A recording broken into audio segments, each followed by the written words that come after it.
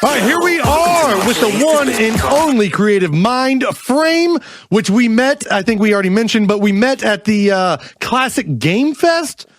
But Yes. what's going on? Creative or Mind Frame or?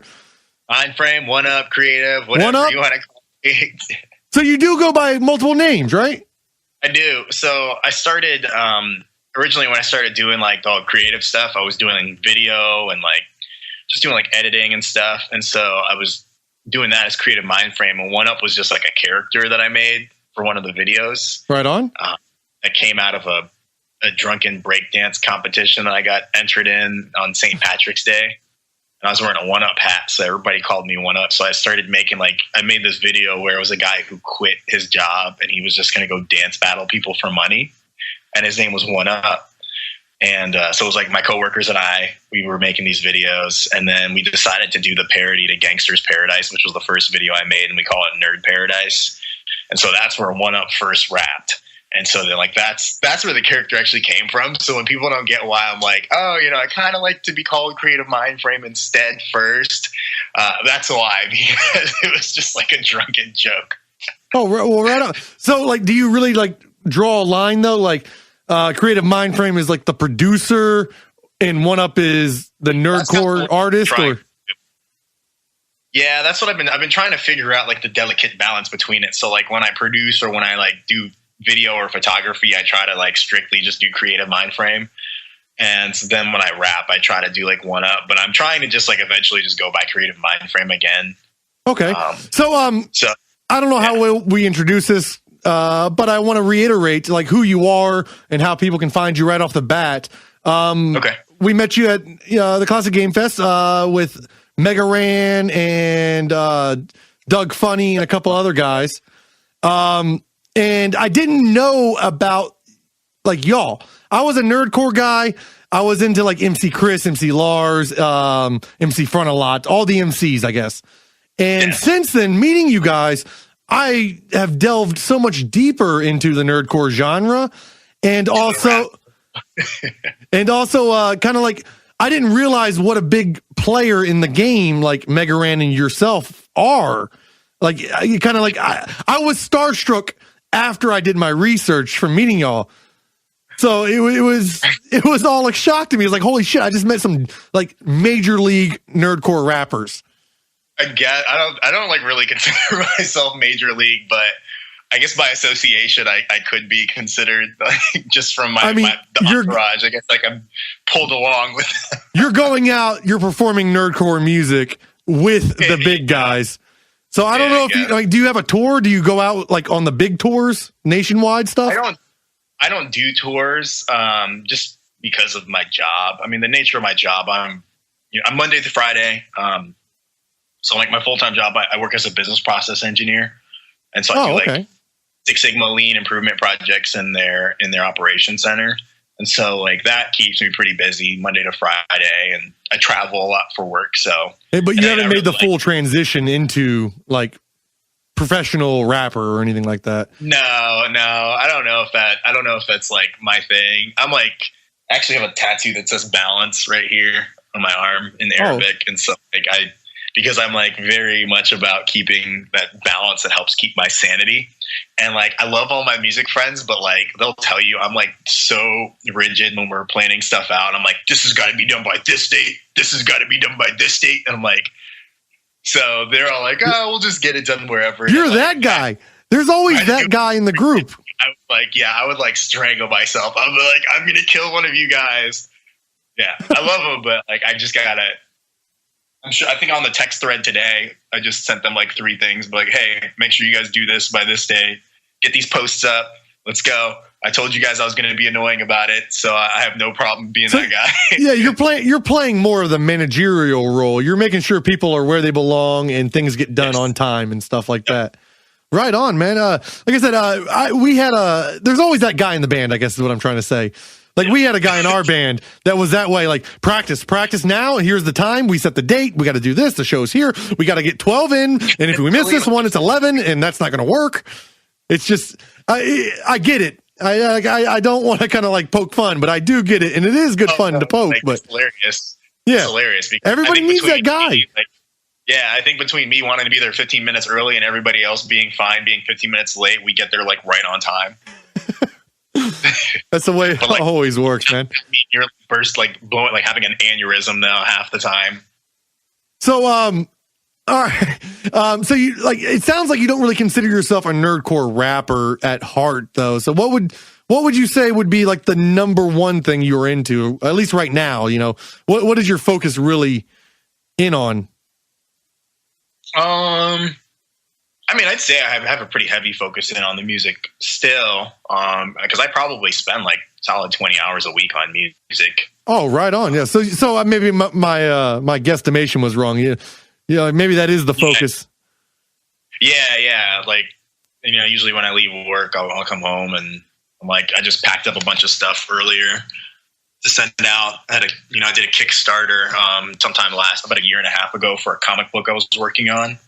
And it went with, there's this album series that I first did, that I came up with the idea back in my old company when I used to work. And it was like based off a song I did where it was like 2013, before I was a player. For those of you guys, you can't see the video, I did the quote, a player in nerdcore. Yeah, for everybody out there, this is the first time I've ever like Skype videoed an interview. So me and Mr. Creative Mindframe here are eye to eye while we're talking, which is, to me, it's a little different. I've never done it. So, but I get to see him. He gets to see me. I think it's a natural conversation so far. Yeah, we're like meeting eyes, you know, exchanging looks. It's very romantic. Yeah.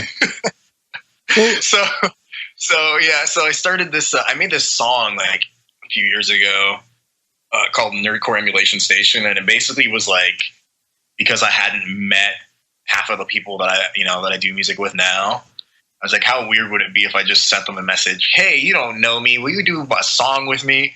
So I'm like, what's the next best thing?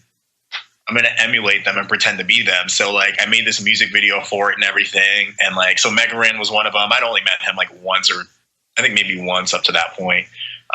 Richie Branson, like just a bunch of people. And they ended up seeing it. They're like, oh, that's pretty cool, whatever, blah, blah, blah. And then we all ended up hanging out at Nerdapalooza that year anyway. And so I ended up turning it into like an album series where I go to like different planets and like I emulate the guardians of the planets to like free them from like a mind control spell or whatever. And like each of the planets is always a video game console. So like the first one, we actually went to 3. We went to Nintendo 64, Sega Saturn, and like PlayStation.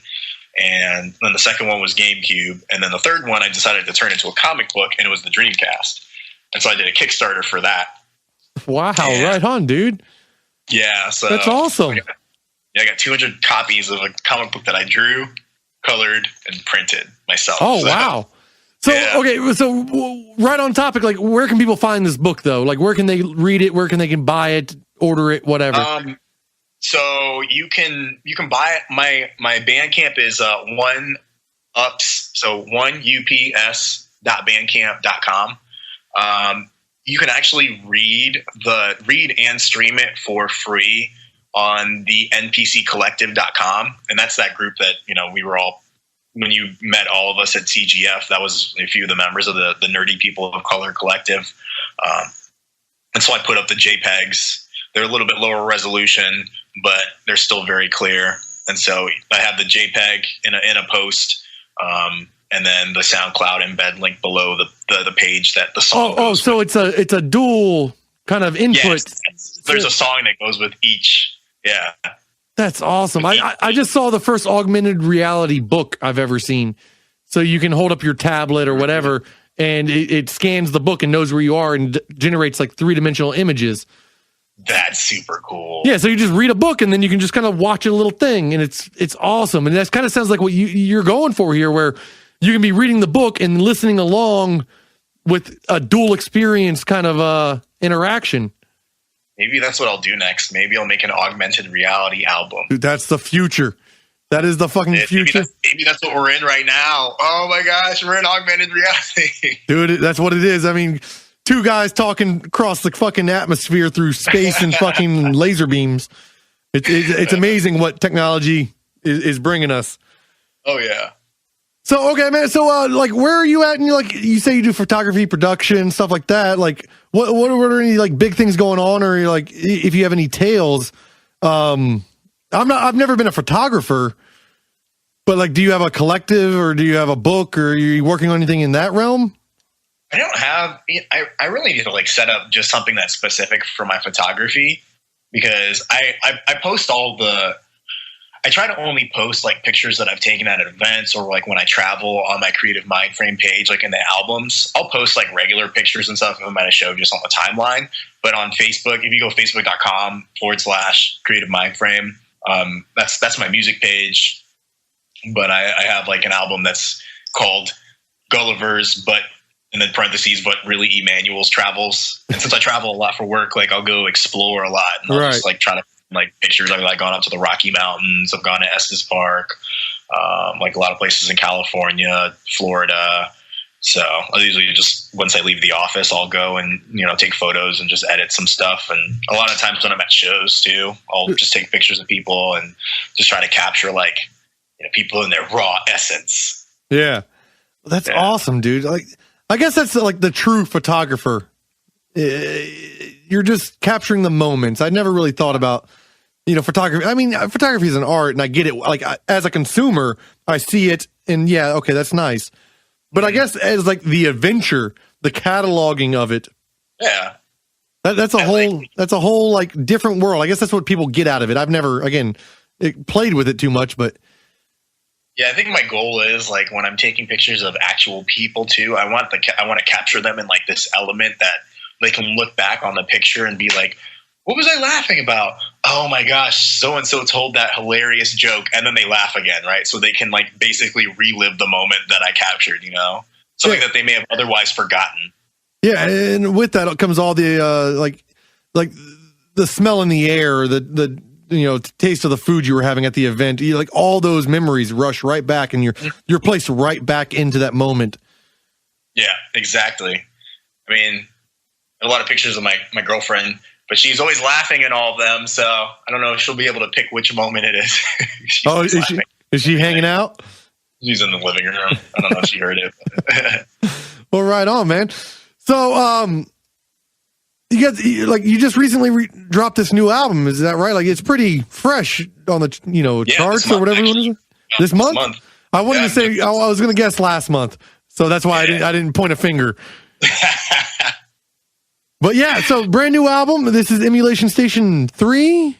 The final one takes place on the Dreamcast. No shit, Very man. elaborate storyline. How long did you work on this? Like, is this a huge undertaking? It was and I mean, the amount of time that I really like devote to music, it does flex. It varies based on like how much stuff I have going on at work. I mean, because sometimes I'll be on like 3 or 4 projects at the same time, and it's just, what I do is creative problem solving at work anyway. And so like, I have to like maintain, that level, like a kind of high level of being able to look at things very objectively from multiple angles. And so sometimes I don't come home and work on music after work, because I'm like, I still have stuff I have to figure out, take a break, figure it out, whatever, blah, blah, blah. So there was like a 6-month period where I was like on a lot of projects. And so I didn't work as much on the comic book as I should have.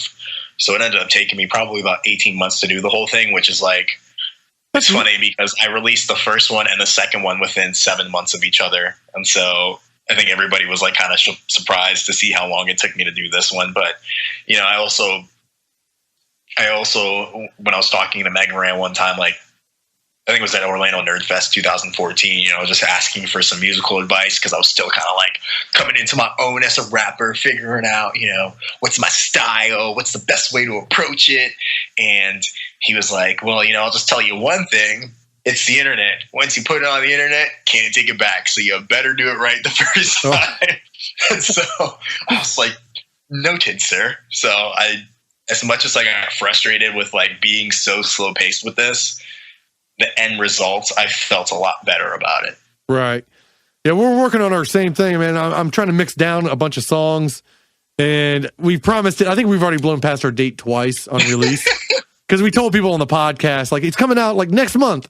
And then it's just, I've fallen into a grind of like, I got to work on the album. I got to fucking master. I got to do all these things. Yep. And getting it just right is so hard. So I have to stop, take a week off, take a month off, and then readdress it because I come in with a fresh, like ear to the whole fucking situation, and on, over and over again, just retouching everything. Exactly. And I think it gets better every time, but I hope it gets better every time. What I do is every time I listen to the songs, I would like have my notepad out for my iPhone, and I would just take notes, be like, at 3:27 fix this, at 4:10 fix this. And then finally where I got to the point where there were only like 3 things that I was going to fix in the album, I was like, forget it. Like that's good enough. Like, and now we're nitpicking. Yeah, exactly. And I'm like, that could be something, and like it's so subjective, right? I'm like, oh, I don't like that, but somebody could listen to him like, oh, that was really cool they did that, because it's like a little bit off the norm. So yeah, I mean, those quirks were what make things like original.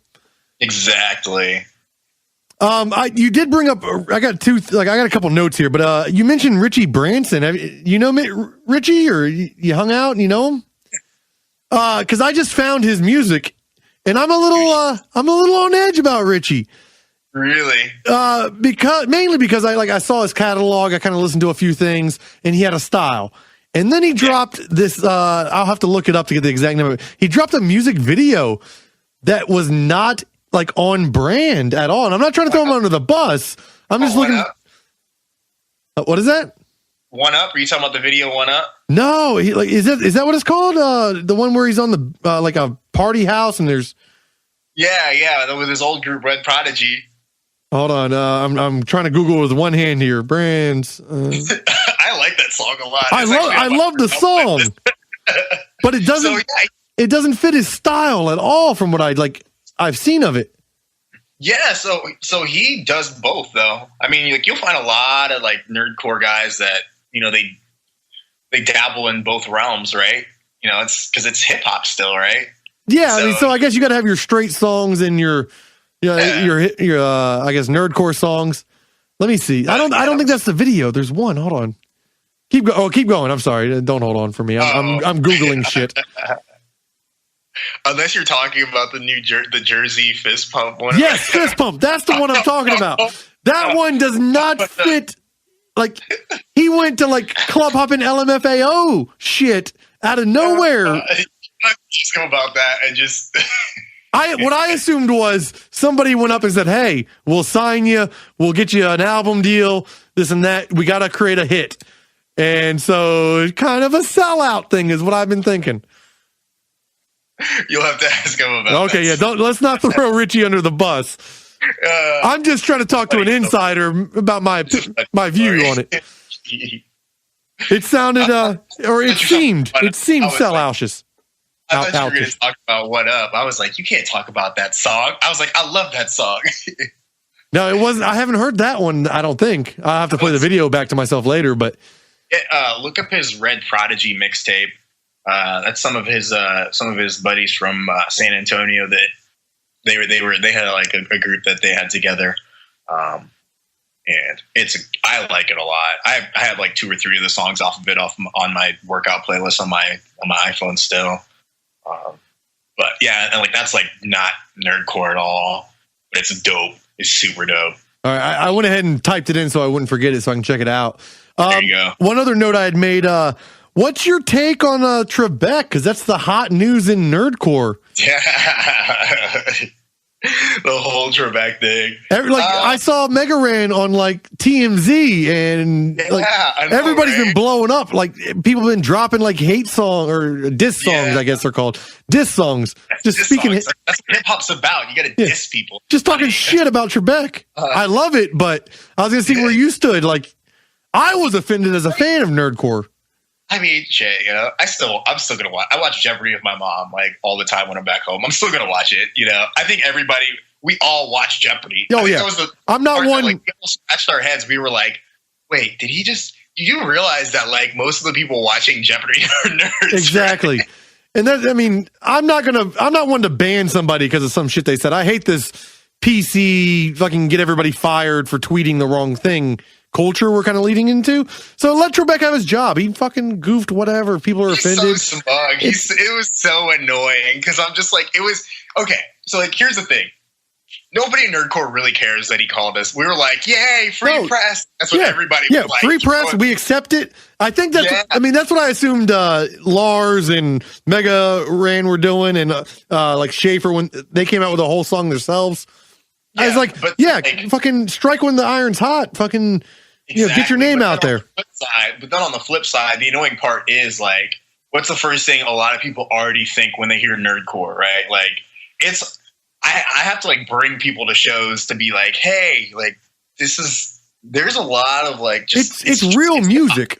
It's regular music. Like we just drop nerdy stuff in there, and like it's That's more like everybody I think tries to like pigeonhole Nerdcore into like a comedy subgenre. Yeah, exactly. But no, it's a subgenre of like rap. It's just as credible. It's real music, real beats. People are doing the same job. It's just the topic isn't AK-47s and cops. It's all the good memories and member berries we all enjoyed from Remember Chewbacca?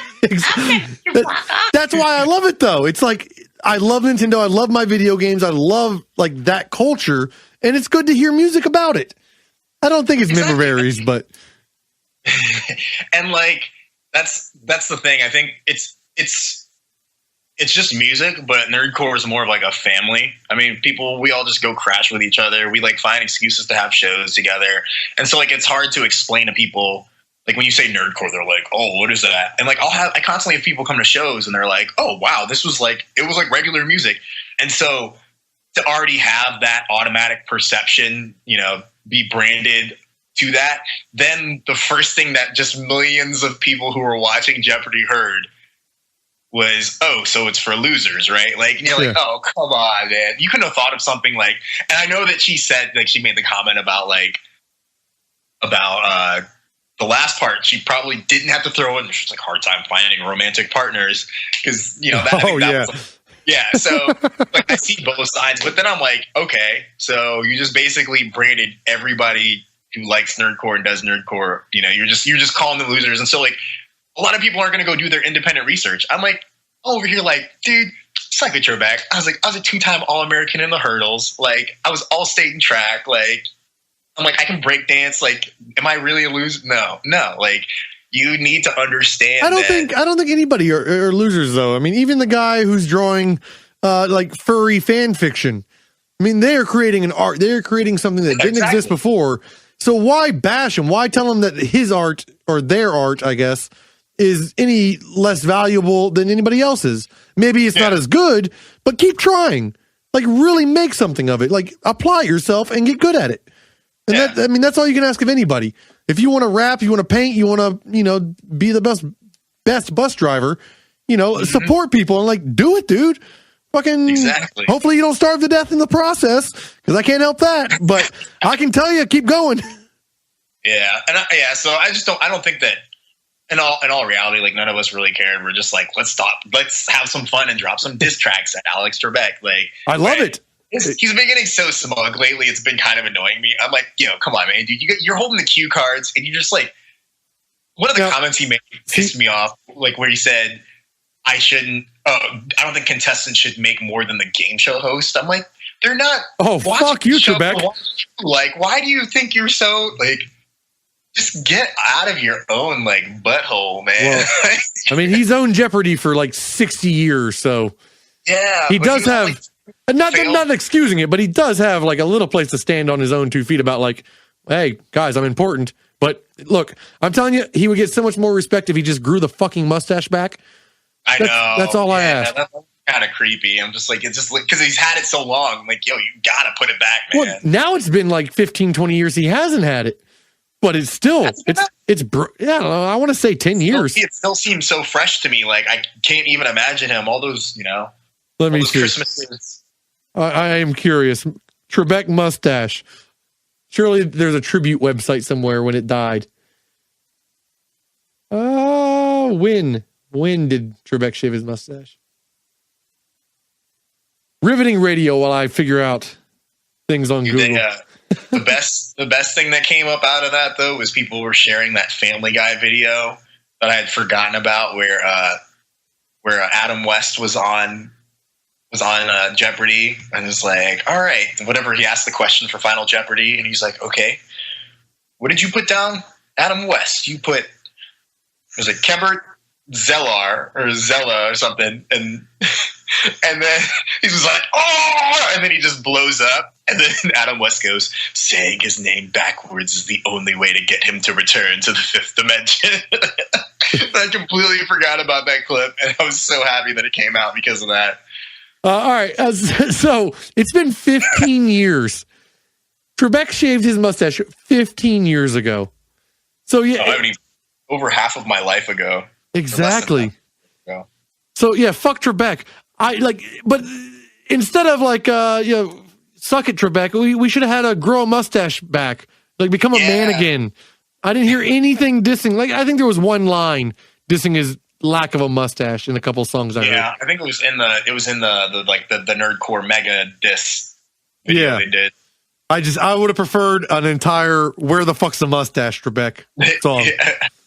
Where your mustache at? What? Yeah, just cut him down, man. Mustache at. Well, shit. Okay, That's what I should have done. The track off. Dude, for real, you still have time. Just fucking drop a track. Yeah, you got a spare beat laying around. Say Trebek 100 times and just throw it out there. Trebek. Where's the mustache? Oh! That's all it is. You start with the chorus. You say some random shit that supports the chorus. Repeat the chorus 3 more times. You have a pop song. It's fucking. People like to be able to participate. That's what, I have to balance. Sometimes I write some weird songs just for myself, and I'm like, yeah, I like this song, and I'll write it so I can listen to it because I'm like, yeah, I don't hear enough of this song, and then I have to be very conscious. Like, I'm like, okay, when I'm making a song, is this something that I'm going to perform at a con because it needs to be like, it needs to be hype. Yeah, it needs to be hooky and all that. People need to be able to anticipate certain things coming. So there's like 20% of my catalog is con stuff, and then the rest of it's just weird stuff that I've made. I'm like, yeah, this isn't for anyone else. I need you to send you some of our tracks we're working on so you can give it a listen. We don't really do hook stories and stuff. We just do stories. So verse 1 is a story, and then there's a verse 2, and then there's a verse 3, and that's the whole song, minute 20. Just a quick little story. Here you go. In and out. I'm sorry? So that's perfect for my attention span. Yeah. That's the new world, man. The Ramones figured it out in the 70s doing 30-second songs, and the world just now caught up to their attention span. Yeah. We'll be at cons and stuff, and they're like, man, how did you get so many songs on your set? I'm like, because all my songs are 2 minutes long because I have a short attention span. Yeah. Just bam, bam, bam. Yeah, wow, look at that. And then on to the next one. Just keep wowing them. String them together, man. I'm like, I'll do 30 songs in a 25-minute set, man. I am all for that kind of shit, man. I love the short, fast. It's got to be catchy. Catchy, in your face, short. Just blast it. Party music is what I call it. Because it's just hype. Just make party music. I mean, because we like to come together. Cities, right? That's people just just naturally congregate together. So if you can give them something to come together on your song with, then yeah, they're gonna like more. They're like, yeah, I really like that song because I was able to participate and contribute. Yeah, yeah. When you're part of the crowd, when you're part of the feel of the entire auditorium at any given moment, you're part of it, man. People love that shit. Then some people just stand in the crowd and they're like, I paid to watch you perform. What are you doing? Why are you trying to make me perform? I'm like, okay, that person, I'm not going to hold the mic. Oh, the smug bastards? Yeah. The dance monkey dance motherfuckers? Just angry that I've asked them to do anything. Yeah. I paid you to perform. I didn't know there was going to be any work involved in this show. Well, you'll eventually see, you didn't play this song. I paid you good money, and you didn't play this song. And it's like, well, dude, I put on my show. This is what the show is. Yep. It's disappointing, but then you're also a smug asshole thinking that you can dictate what's going on. But anyway, I think we're running into this a little bit. I figure let's give you a chance to promote where you at, what's going on. Yeah, so I just dropped, we just talked about the comic book I just did. That's all on my Bandcamp. I'm most active on my Facebook page, which is Facebook.com/Creative Mindframe, and as well as my SoundCloud page, which is SoundCloud.com/Creative Mindframe. And if you go to my Facebook or my SoundCloud, you can get to any of my websites. My main website's oneuphiphop.com. But yeah, a lot of my music's free to download on Bandcamp as well as SoundCloud. I got merch for sale. I was gonna say that's One Up with an S. Yes. Bandcamp.com, right? Yeah. And so, and I have like physical stuff for sale. I'm running out of t-shirts, but I'm trying to re-up before MagFest. So I'm going to get another order of t-shirts before January. So, So I have all that stuff there. Right. What else is going on? I got a show in Kansas City in December. Oh, that's a bit of a tour. I would call that getting out of the house. I perform. It's funny because like there's a joke with one of the guys that I'm friends with named Luis, and he's always like, "Oh, you perform still?" Because I never do any shows in Texas because like most of the shows that I get are like out of state. Like I did Denver Comic Con this year. I went to MagFest with Megaran this year and did that. I went down to South by with Ran and a bunch of them. I went to Orlando to do a show. I went up to Chicago to do a show. Like I went to Baltimore and did Otakon. Like for some reason, the places that like want to have me are more outside of Texas. So well, I mean, you got to travel. You got to travel, man. It makes you a more centered person, and it also apparently you got a talent that people want to see. So give it to them. Fucking run with it while you can. I don't think I'm like more talented than any. No, not more talent, but you do have a specific talent. Like I'll tell them that too. I'm like, you may be a better rapper than me, but I'm like way more fun to drink with than all of you. That's all that matters. That's all people want is to have fun, man. Get shows. They're like, hey, come out because we just want to party with you. One up, like, yeah, that's all I want to do too. Right on, this is man. why I really do music. It's not for anything else. I just want to party with everyone. Right on, man. Like I love it. That's why I love nerdcore. It's feel good fucking music. I mean, there's some serious songs, and some people get deep into issues, but it overall, it's just a good time talking about shit we all love as quote unquote nerds. It's good shit. I remember when I made my corny pickup line song, I was like, yeah, this is definitely the type of song that I probably am going to excel at because that's when I felt like most of my element. So. Oh yeah. Just talking shit. I watched that video several times. It's a good one. Okay. You also had said earlier, I just want to repeat it because NPCcollective.com, you can get your comic book. I guess. Read the book there. Oh, you can read it. Okay. And then where can you download or purchase the book? On the Bandcamp. So all my merchandise is sold through my Bandcamp page. Okay. Perfect. So you can get the album, you can get the comic book, you can have your augmented reality experience, and again, Creative Mindframe, dude. I appreciate it so much. Thank you for like being on the show and all. Absolutely, I'm glad to be here. Let me know anytime, man. I love shooting the breeze with y'all. Right on, man. Jeff, this year? What's that? Are you gonna go to Classic Game Fest next year? I think we're gonna try to sign up for it. We haven't. Okay. I know they send out questionnaires or applications or whatever. We haven't quite gotten on it, but I think we got time. If you go, we're trying to get the whole NPC down there. So, dude, yeah. Well, especially now that I kind of know what's going on, know who y'all are, definitely be a lot more hype about seeing the show than like sitting at the booth. It's gonna be fun, so fun. We have a blast. Right on, man. Well, again, Creative Mindframe. I don't know what to call you. Rapper, photographer, producer, fucking the creative guy. That's what I do. Just dabble here and there. Keep my mind apprised of what's going on everywhere. Well, thanks for being on the show, man.